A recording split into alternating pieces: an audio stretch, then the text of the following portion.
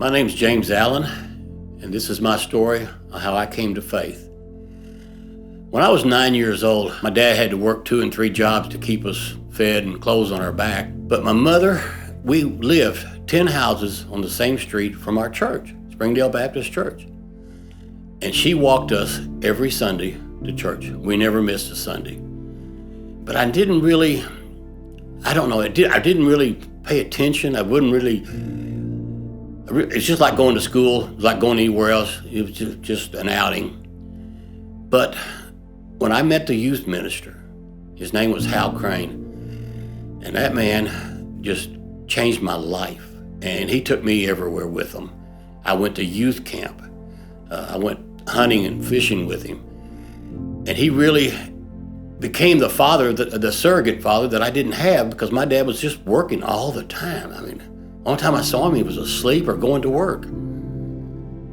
And it was probably the second camp we went to. I was 9 years old at this time, and it was a high school camp, believe it or not. I had some questions. The person that was talking began to talk about God, and for some reason, it's just stirred inside of me like never before.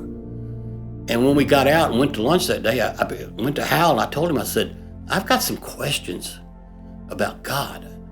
And so we prayed, and we spent that afternoon, instead of going to some classes, we spent that afternoon reading the Bible.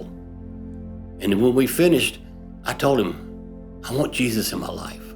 So we came home, and that Sunday, we had the sermon, and the sermon went to the benediction.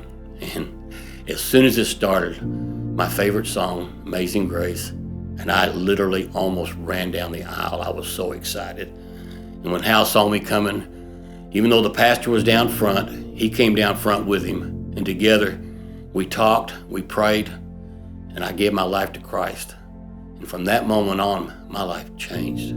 I stayed in that church all the way through my junior high and high school, but shortly after high school, I had my own car and driver's license, so I could drive to church. And I started going to Rosen Heights Baptist Church, where Uncle Earl was the pastor. And I went over there for about 10, 15 years.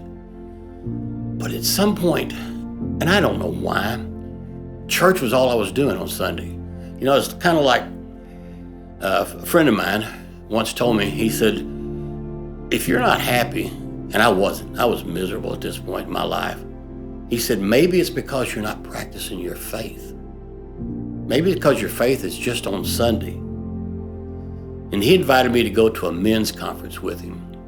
And I went, and they had a speaker there. They had several, but the one that really kind of woke me up was Jon Kitna.